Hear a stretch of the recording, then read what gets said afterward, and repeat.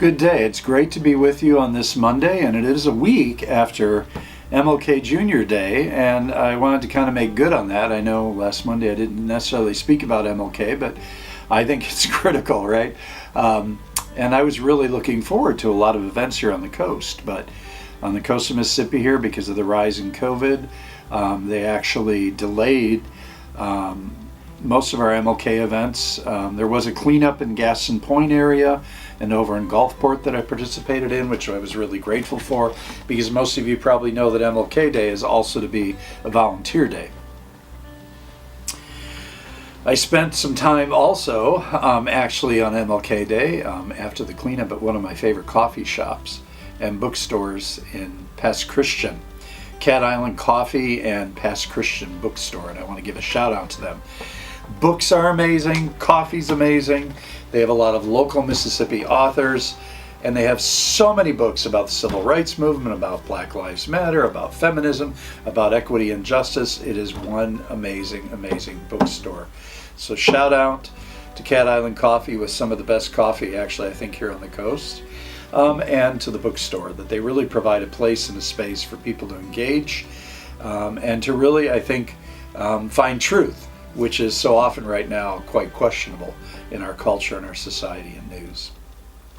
On that day, I actually also listened a lot to Mississippi Public Radio as I was driving, and I also read MLK's last speech that was entitled, "I've Been to the Mountaintop."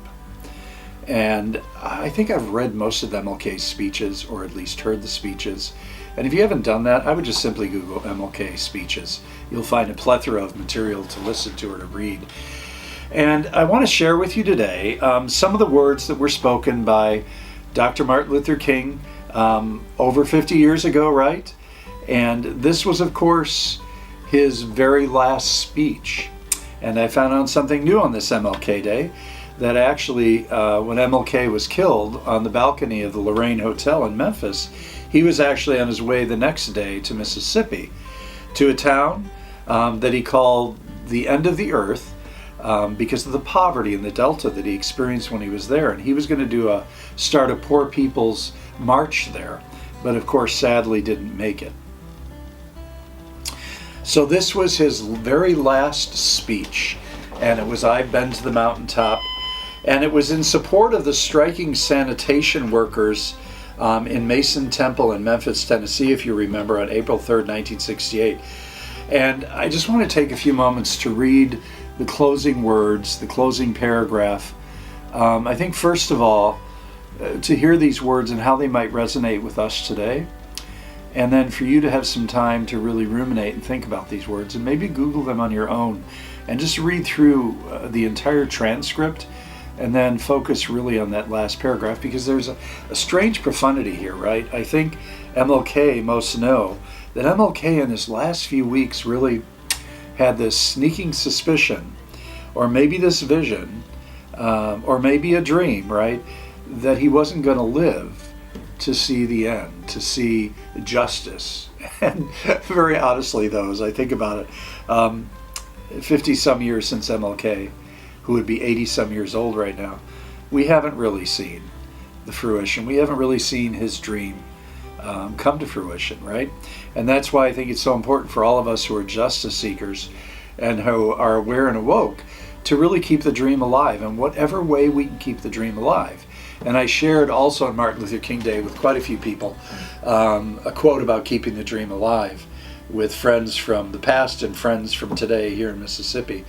And one of the things that I kept thinking was really be the light. And one of my friends, who's a fantastic person here, Mary, reminded me that day, keep the dream alive by keeping your light alive, the light of peace and love, the light of equity and justice, right?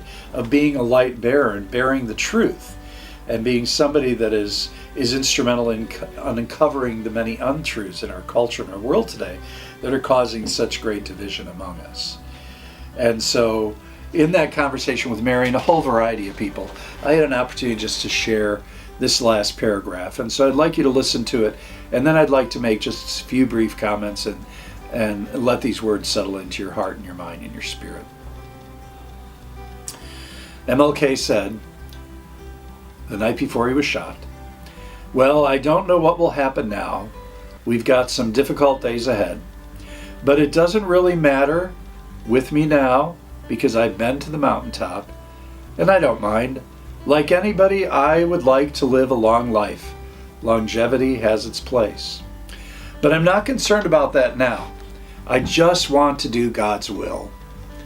And God's allowed me to go up to the mountain, and I've looked over and I've seen the promised land. I may not get there with you, but I want you to know tonight that we, as a people, will get to the promised land. And I'm so happy tonight. I'm not worried about anything. I'm not fearing any man or woman. Mine eyes have seen the glory of the coming of the Lord." Those were his final words in public. And I think it's really profound as I unpack these words and I think about Martin Luther King talking about being on the mountain and seeing the promised land, which is really a reference back to the Israelites who were on the mountain and they saw the land of milk and honey.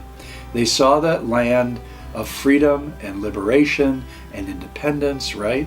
Which is what we all really seek, because they were a people that were enslaved in Egypt. And I think to the people of this country that find themselves enslaved, financially, enslaved to COVID, enslaved in any way that we don't get to live to our full potential because of the systems that surround us, we need to get to the top of that mountain, look over and see the promised land, because that promised land offered hope.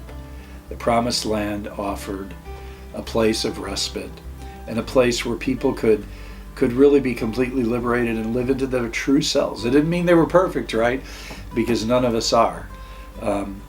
But we have that hope for liberation and for freedom and for equity and for justice.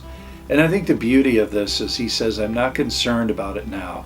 I just want to do the will of God, or do the will of the divine. And I think for many of us in our lifetime, we may not get to that point where there is complete equity and justice, and where the systems that keep people in oppression and keep people in poverty are eradicated, right? Because here at Back Bay Mission, we just had an individual here, Wendy Sweatman, and I want to give Wendy Sweatman a shout out because he was here talking about the shelter services that he provides when it gets below 39 degrees. He kind of single-handedly opens up a building over in D'Iberville. Our CTA takes our people who are experiencing homelessness over to that overnight shelter, because as you know, we don't have an overnight shelter here to get out of the freezing cold, the freezing rain, the ice, the sleet, whatever it may be. And he partners with some groups to offer meals. And we were trying to determine what help does he need. But I think in a sense, for me, he's one of those individuals that represents that promised land, right? Because he's providing for people's needs. And he says he does this because his father modeled this kind of behavior for him, to help those who are less fortunate, to help those who live in the margins, to help the poor, to help the downtrodden. And his journey began when he saw two people beside a road on a cold night that were obviously unsheltered. And he said, I stopped and said, can I give you shelter? Can I take you to my place? And that happened 10 years ago.